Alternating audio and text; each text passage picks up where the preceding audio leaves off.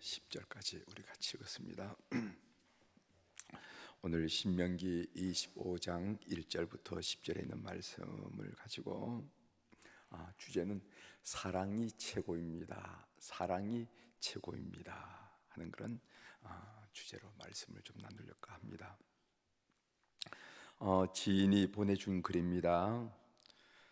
소록도에서 43년 동안 한센병 환자를 보살펴온 수녀 두 분이 편지 한 장 달랑 남겨놓고 떠났습니다.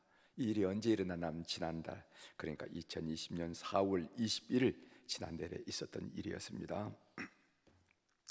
소록도 주민들은 이별의 슬픔을 감추지 못해서 일손을 놓고 성당에서 열흘 넘게 그 두 수녀님을 위해서 기도했다 하는 그런 얘기입니다.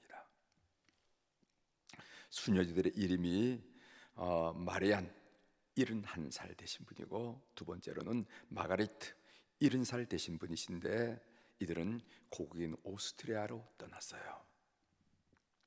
마리안 수녀는 1959년에 우리나라 왔습니다. 그러니까 많은 세월을 지냈죠. 그리고 마가리트 수녀는 그 이후 3년 후에 1962년에 소록도에 첫 발을 디뎠습니다. 수녀들은 한센인을 치료하는 일은 물론이거니와 그들의 자녀들의 보육, 그리고 한센인들이 사회에 살 수가 없으니까 어떻게 자활해서 살아갈 수가 있을까 하는 자활 정책 분야, 이런 분야에 헌신했던 분들입니다. 정부는 이들에게 1972년에 국민 포장을 수여했고 1996년에 국민 훈장 모란장을 수여했어요. 두 수녀는 이른 새벽 아무도 모르게 섬을 떠나는데 편지 한 장이 남겼는데 그 제목이 사랑하는 친구 은인에게, 이렇게 쓴 편지가 있어요.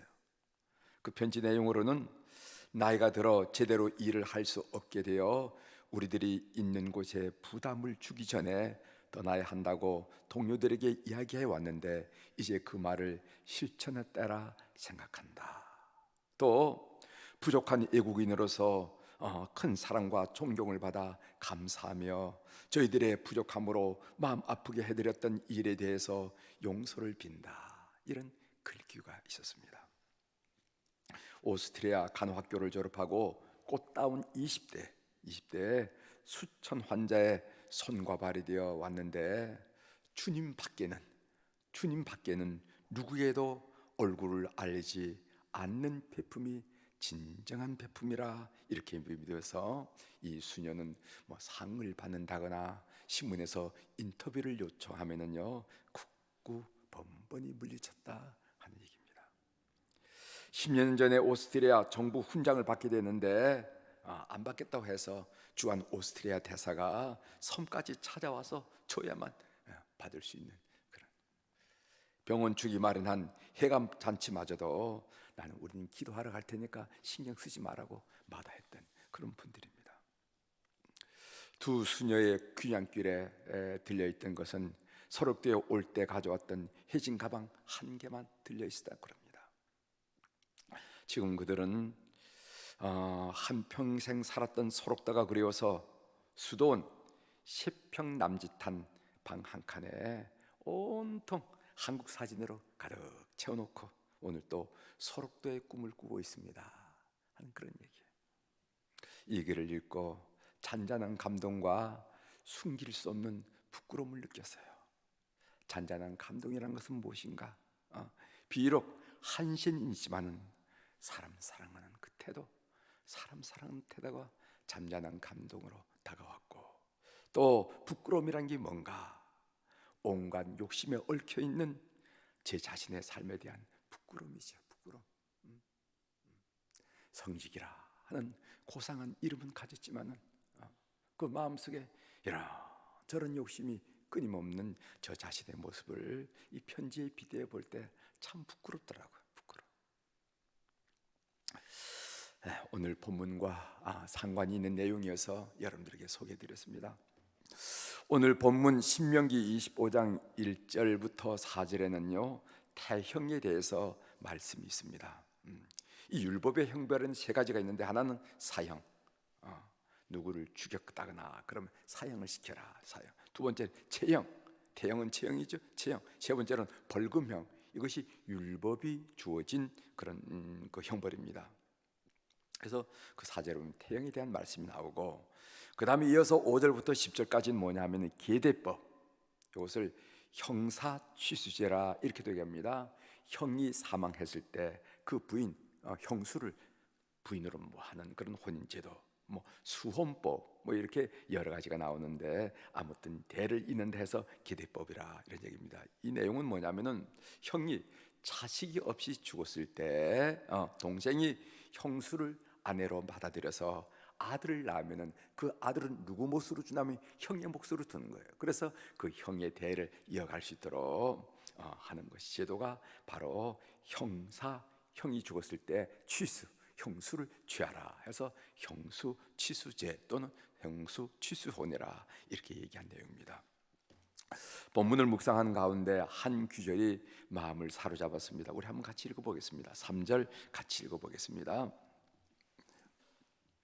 40대까지는 시작. 40대까지는 때리려거니와 그것을 넘기지는 못할지니 만일 그것을 넘겨 매를 지나치게 때리면 내가 네 형제를 경히 여기는 것이 될까 하노라.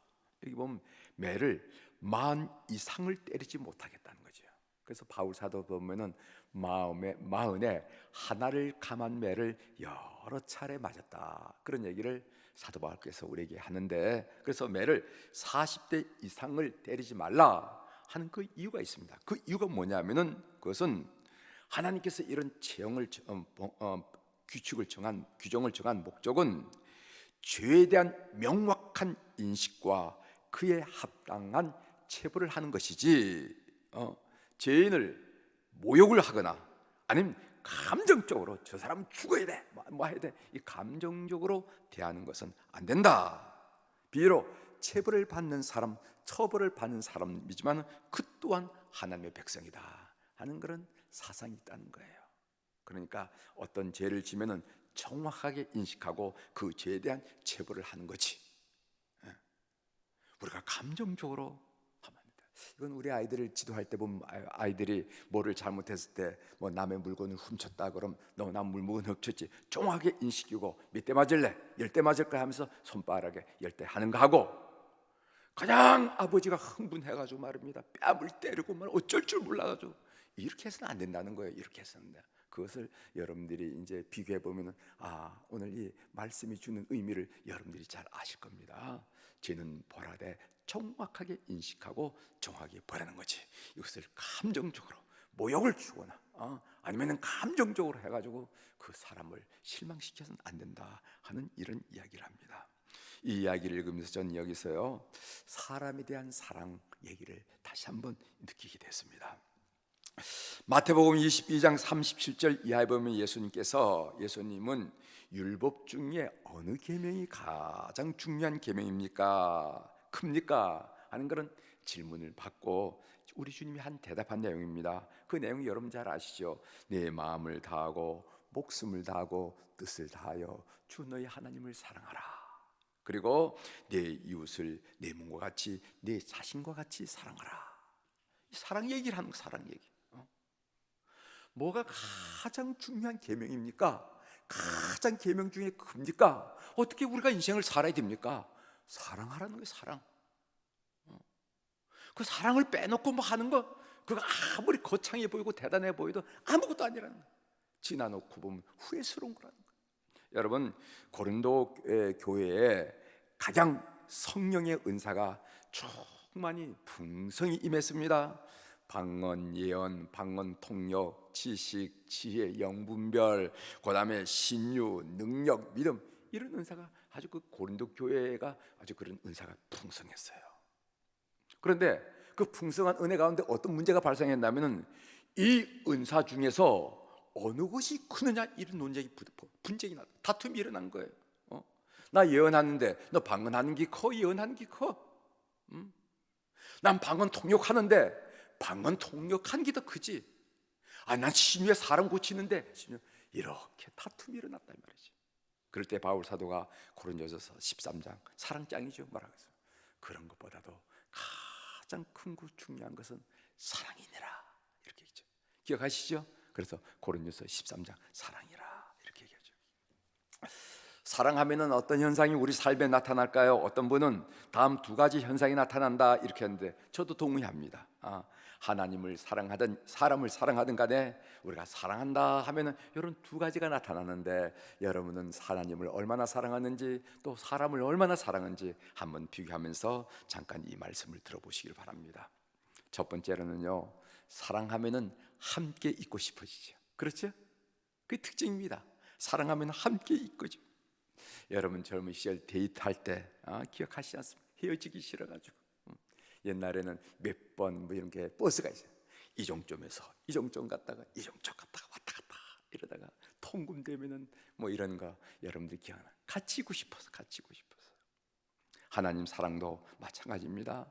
우리가 하나님을 사랑하면 하나님을 찬양하는 것은 물론이거니와 의식이든 아니면 무의식이든 의식 세계이든 무의식 세계이든 하나님과 같이 있고 싶은 그런 생각이 나. 그래서 말씀 읽고 그리고 찬양하고 하나님과 가까이 있고 싶은 그런 생각이 난다는 겁니다. 사랑하면. 어떤 사람이 한 분을 어느 목사님을 비난했다는 거죠. 그 말을 듣고 있던 옆에 있는 사람이 이런 이야기를 했다는 겁니다. 그분은 하나님을 사랑하는 사람이야. 그렇게 욕먹을 사람이 아니야. 비난받을 사람이 아니야. 왜 그러냐? 왜 그러냐?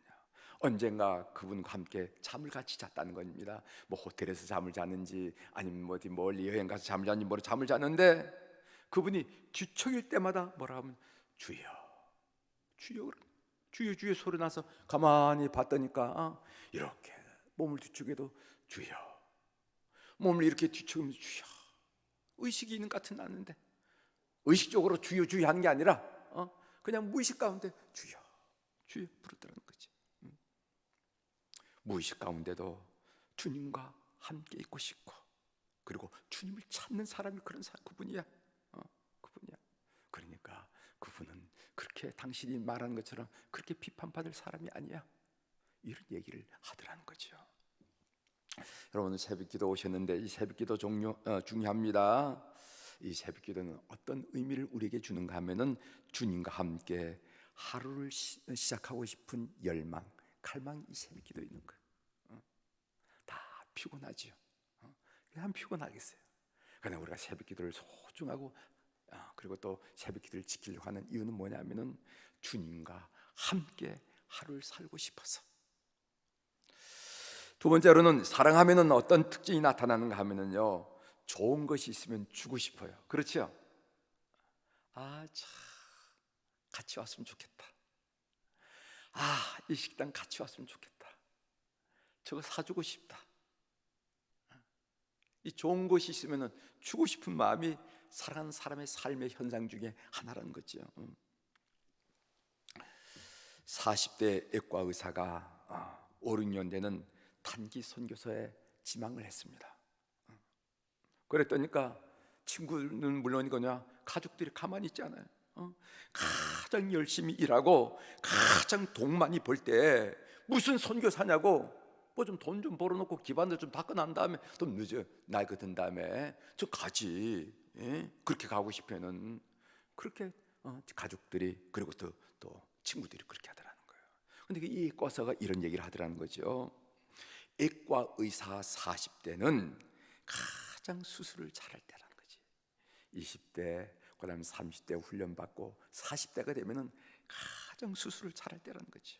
나는 나의 최고의 것을 하나님께 드리고 싶습니다. 그래서 간다는 거예요. 40대 돈 좀 벌을지 돈 많이 벌 때인데 돈 좀 벌지 어디 가든지 과장부장하면서 돈 많이 벌 때 아니겠어요? 그렇게 하지. 그때 간. 그랬더니 그분이 한 얘기가 뭐냐면 40대는 외과 의사라서 수술을 가장 잘할 때라 성숙한 익었다는 거지. 이 소중한 기간을 하나님께 드리고 싶다.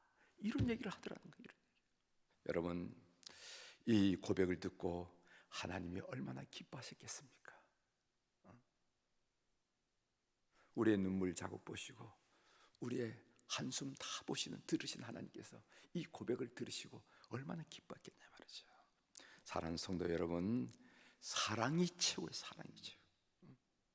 지나놓고 보면은 아무것도 아니죠. 지나놓고 보면.